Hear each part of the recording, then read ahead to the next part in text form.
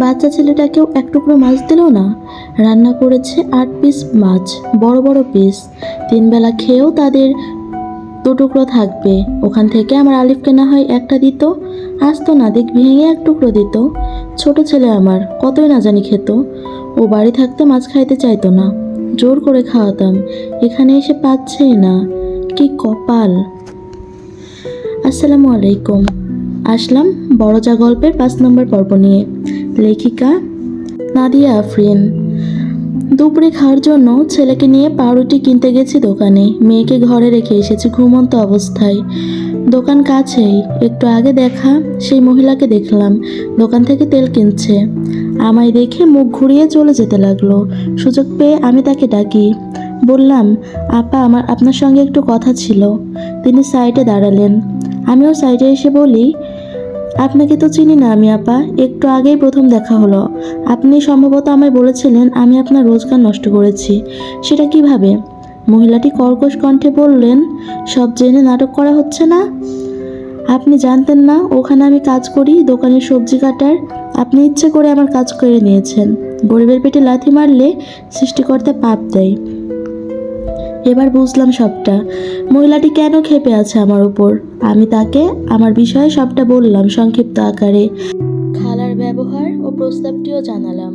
আমি কেন অন্যের কাছে দোষী হয়ে থাকবো, দোষ না করেও? সব শুনে তিনি বললেন, আমার আগেই সন্দেহ হয়েছিল এমন না হলে হঠাৎ করে এসে আপনি কেন এই কাজ করবেন বিনামূল্যে? আপনার ওই খালা আমায় বলছে আপনি নাকি নিজ থেকে ওনার দোকানের সব সবজি কেটে দেবেন, তাও বিনা টাকায়। খুব ভুল করেছেন এবারই এসে, মানুষ ভালো নেয়নি। টাকা থাকলেও মন নেই, রক্তচোষা আত্মা বলতে পারেন। শুধু পরেরটা খাওয়ার লোক। এর আগেও এক ভাড়াটিয়া এসেছিল, 7 দিন বেশি টিকতে পারেননি। আপনাকে যে ঘর ভাড়া দিয়েছে ওটা ঘর নাকি? ওখানে এমনি বেড়া দিয়ে রেখেছে, শুকনো পাতা লাকড়ি ওইখানে রাখে। আপনার কথা শুনে মনে হলো খুব সমস্যায় পড়ে এসেছেন। ভাড়া যেহেতু অগ্রিম দিয়েছেন, কষ্ট করে মাসটা পার করে যান, আর কোনো কাজের জোগাড় করে এখান থেকে যত দ্রুত সম্ভব চলে যান। সাবধানে থাকবেন। আমায় ক্ষমা করে দিয়েন, ভুল বুঝেছি আপনাকে। মহিলা চলে গেল।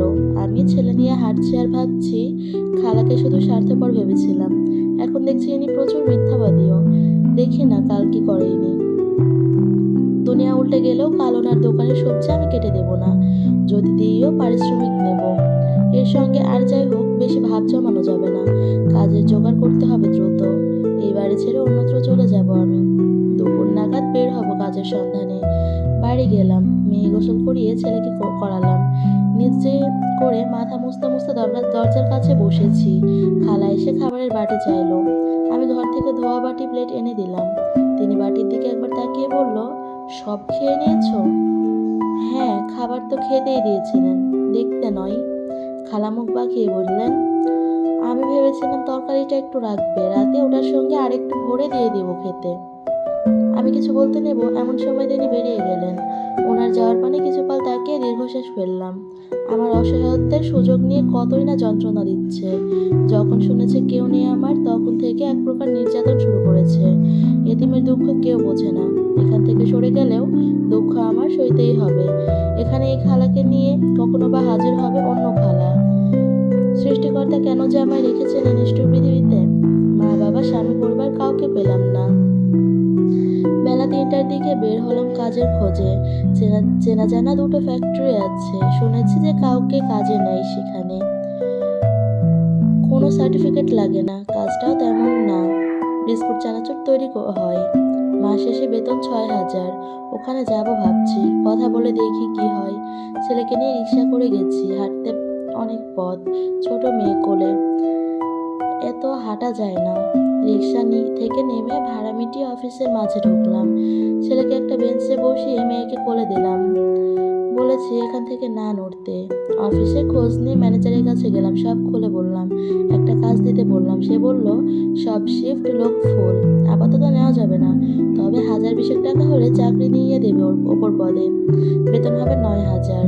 এই মুহূর্তে 20,000 টাকা আমার কাছে কোটি টাকার সমান। কোথা থেকে জোগাড় করব? অনুরোধ করলাম, শুনল না। এক মহিলা ডেকে ভিখারি বলে দৌড় করে তাড়িয়ে দিল। ছেলেকে নিয়ে আবারও রিক্সাতে উঠলাম। অন্য একটা ফ্যাক্টরিতে গেলাম। সরাসরি ওখানকার বসের সঙ্গে কথা বলেছি। লোকটা অল্প বয়সী, আমার সব শুনে আমার প্রতি করুণা স্বরে বলল, ঠিক আছে, কাজ হবে, কিন্তু নাইট ডিউটি করতে হবে। বিকেল 5টা থেকে রাত 8টা পর্যন্ত কাজ সহজ, বসে বসে প্রোডাক্টে সেল মারা। আপনি চাইলে আপনার মেয়েকে আনতে পারেন, ছেলেকে নয়। অত মানুষ ভেতরে অ্যালাউ নেই। মেয়ে ছোট দেখে মেনে নিচ্ছে। আমি তাতেই রাজি হলাম। বস আমার ফোন নাম্বার চাইলেন, কাজের বিষয়ে কথা বলবেন। দিলাম নাম্বার। কৃতজ্ঞতা জানিয়ে বাড়ি এলাম।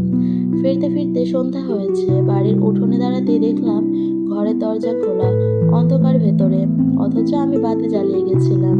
অন্ধকার ঘর রাখলে ইঁদুরে কাঁথা বালিশ কাটতে পারে। তাহলে ঘরে কে ঢুকেছে? মনে ভয় হচ্ছে ঘরে ঢুকতে। কেউ যদি থাকে ভেতরে। খালাকে ডাকলাম কবার, সে এলো না। ছেলে বলছে, চলো আম্মু, ঘরে যাই, আমি পানি খাবো। বাধ্য হয়ে নিজে একাই ঘরের দিকে গেলাম। হাতে একটা লাঠি নিয়েছি। ঘরে ঢুকে ঢুকে প্রথমে লাইট জ্বালাই। দেখলাম কেউ নেই ঘরে, সব ঠিক। ছেলেকে পানি খাইয়ে নিজেও খেলাম। একটুর জন্য প্রাণ বেরিয়ে যাচ্ছিল আমার ভয়ে।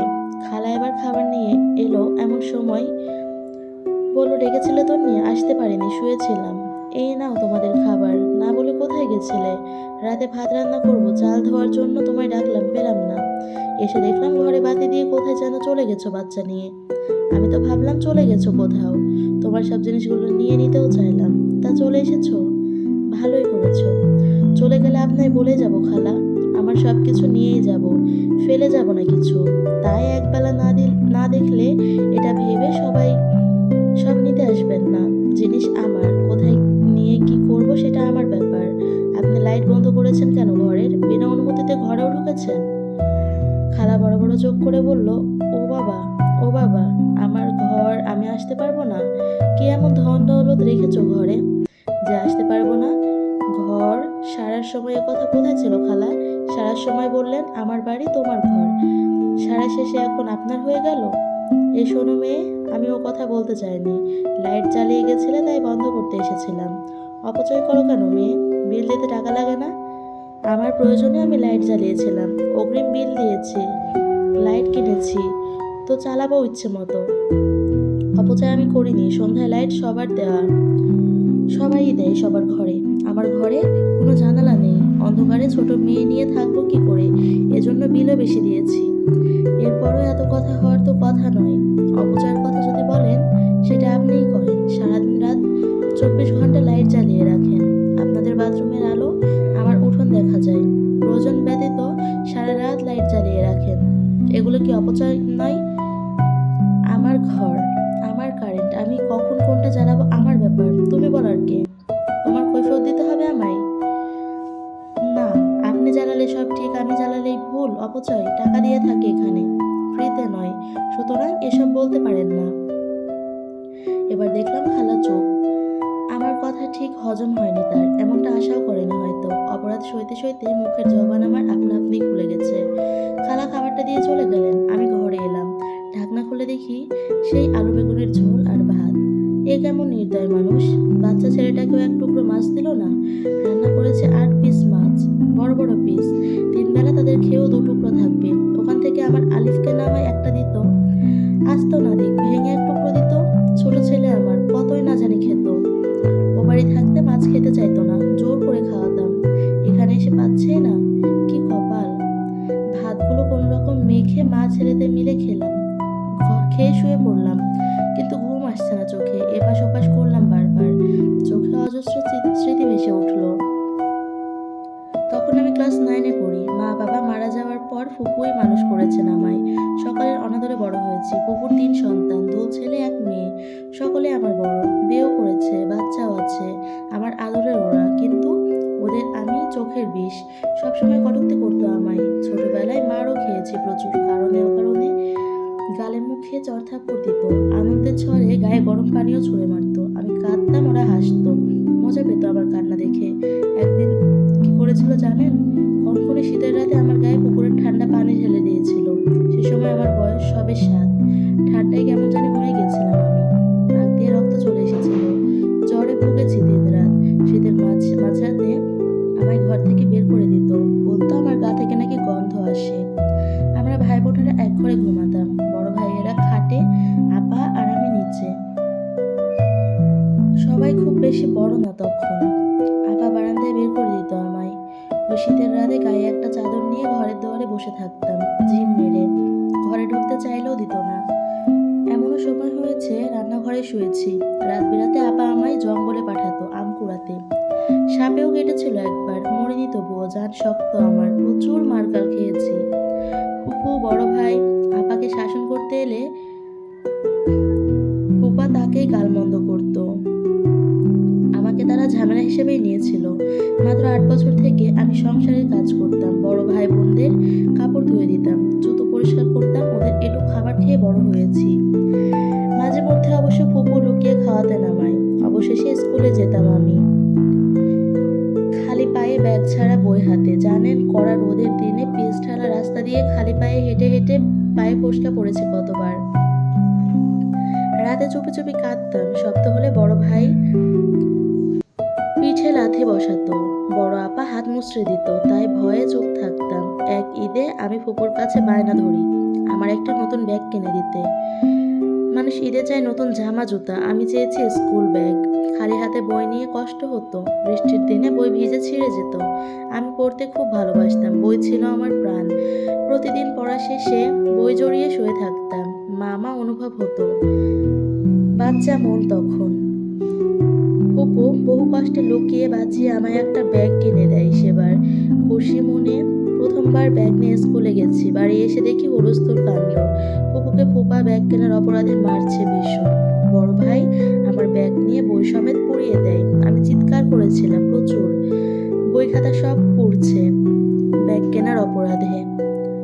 স্কুলে গিয়েও মার খেয়েছি, অন্যের বই দেখে পড়তাম স্কুলে, বাড়ি ফিরে কাঁদতাম। এভাবেই বড় হয়েছে আমি। ক্লাস 6 পর্যন্ত বড় ভাইয়েরা মেরেছে প্রায় প্রায়, এরপর আর মারেনি। গায়ে হাত দেওয়া দৃষ্টিকটু দেখায় তাই। তবে আবার অত্যাচার ছিল ঠিকই। একবার জ্বর শরীরে রান্না পুড়িয়ে ফেলেছিলাম। আপা সেদিন আমায় জুতো দিয়ে গালে পিঠে মেরে ফুলিয়ে দিয়েছিল। তখন আমি ক্লাস 8। মরতে ভীষণ ভয় পেতাম আমি, তাই কিছু করতে পারিনি। 8-এর পরীক্ষার আগে আবার বিয়ে হয়ে যায়, ভেবেছিলাম বেঁচে গেলাম, কিন্তু তা হলো না। বড় ভাই বিয়ে করে 1 মাস পরেই। ভীষণ সুন্দরী ভাবি। আমি ভাবির সঙ্গে মিলেমিশে থাকতে চাইতাম, পারিনি। সে আমায় সহ্যই করতে পারতো না। সব কাজ করাতো। ফুপু কিছু বললে ফুপুর সঙ্গে ঝগড়া হতো। ভাবির বাসি কাপড় পর্যন্ত আমায় দিয়ে ধুইয়েছে। আমাদের বাড়ি ছিল আজপাড়া গায়ে। বড় একটা জমির ভেতরে আমাদের বাড়ি, আশেপাশে কেউ নেই। ফুপা চাষ করতো সেসব জমিতে।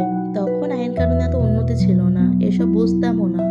আপনারা হয়তো ভাবছেন আমার মা বাবার কি কিচ্ছু ছিল না? ছিল, একটা বাড়ি, 2টো গরু। বাবা মা মারা যাওয়ার পর সব কাকারা নিয়ে নিয়েছে। গরু 2টো দিয়েছিল আমার ফুপুকে। ফুপা পেলে পুষে বিক্রি করে ঘর দিয়েছিল। সে ঘরেতেও জায়গা হয়নি আমার।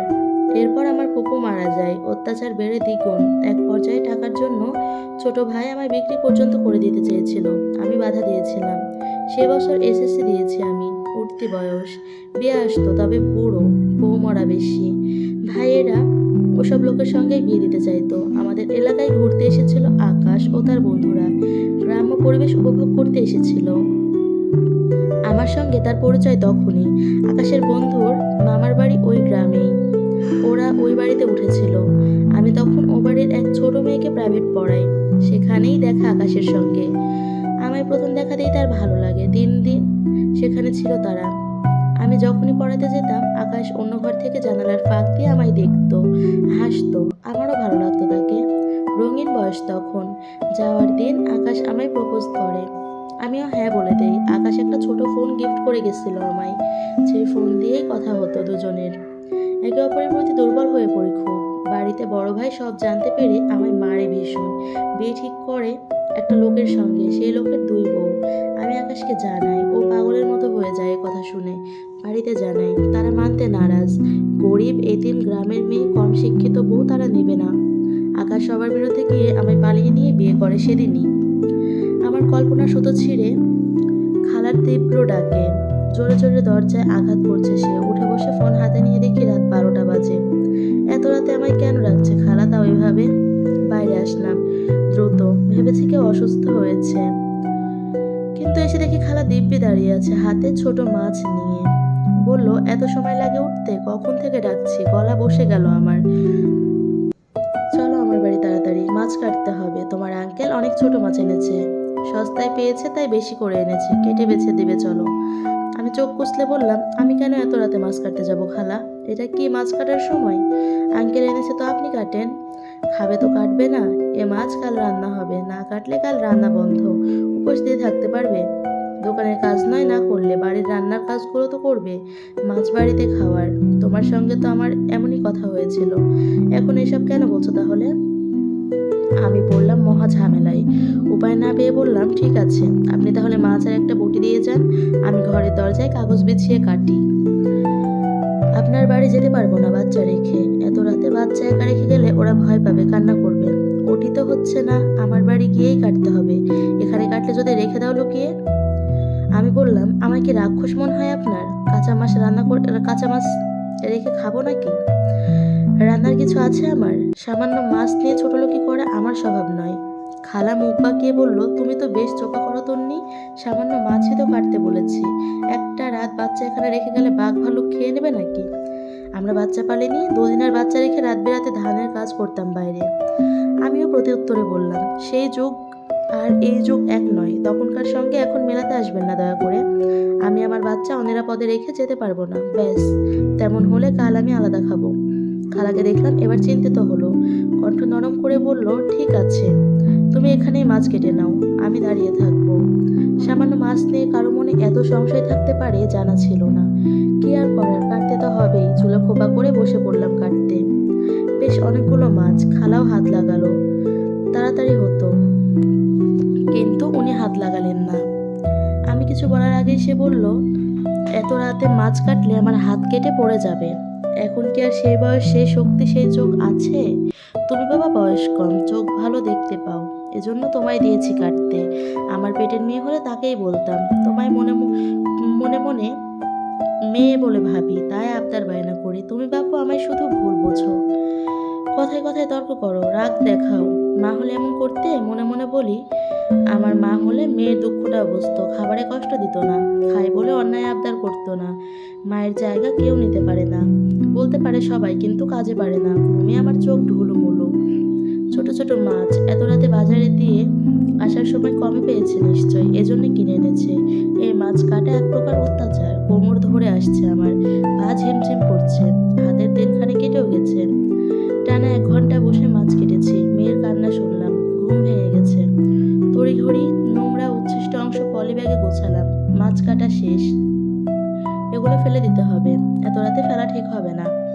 ফেলতে গেলেও বাড়ির বাইরে গিয়ে দূরে ফেলতে হবে, না হলে গন্ধ বের হবে। এই মহিলা যে মানুষ, তাতে আমাকেই ফেলতে বলবে। মাছ যে কাটলো না, উচ্ছিষ্ট ফেলে নাকি? এদিকে বাইরে ঘুটঘুটে অন্ধকার, ভয় করে আমার, তাই ভাবলাম সকালে ফেলবো। খালাকে বললাম, মাছের উচ্ছিষ্ট সকালে ফেলে দেবনি, একটা ব্যাগেতে রেখে দেই, এত রাতে ফেলা ঠিক হবে না। খালা হুড়মুড়িয়ে উঠে দাঁড়ালো, ফোনের লাইট জ্বালিয়ে বলল, পলি খোলো, আমি একবার চেক করে নেই, যদি মাছ কিছু রেখে দাও। প্রচণ্ড বিরক্ত হলাম আমি, ধপ করে পলিটি নিচে রাখলাম। মহিলা এসে কাঠি এনে খুঁটিয়ে খুঁটিয়ে নেড়ে চেড়ে সব দেখতে লাগলো। ইচ্ছে হচ্ছিল এই নোংরাগুলোই ওর মুখে পুড়ে দেই। বললাম, এক কাজ করেন খালা, মাছের সঙ্গে নোংরাগুলোও নিয়ে যান, ফ্রিজে রেখে দেবেন, সকালে বেছে নিজে ফেলে দেবেন। তিনি ভ্রু কুঁচকালেন। আমি মাটি থেকে পলি সমেত নোংরা উঠিয়ে ব্যাগে রেখে বাড়ির এক কোণে রাখলাম। হাতে সময় নেই আমার, মেয়ে কাঁদছে, খাওয়াতে হবে। খালাকে বললাম, মাছ কেটে দিয়েছি, নোংরা ফেলে দিয়েছি, বেছে কেটে হাঁড়িতে মাছ রেখেছি, আপনি শুধু একটু ধুয়ে নেবেন, আমার মেয়ে কাঁদছে খিদেতে। কাটলে বাঁচলে তুমি ধুয়েও দিয়ে যাও, এখন এই মাছ ধুতে আমি হাত ময়লা করবো নাকি?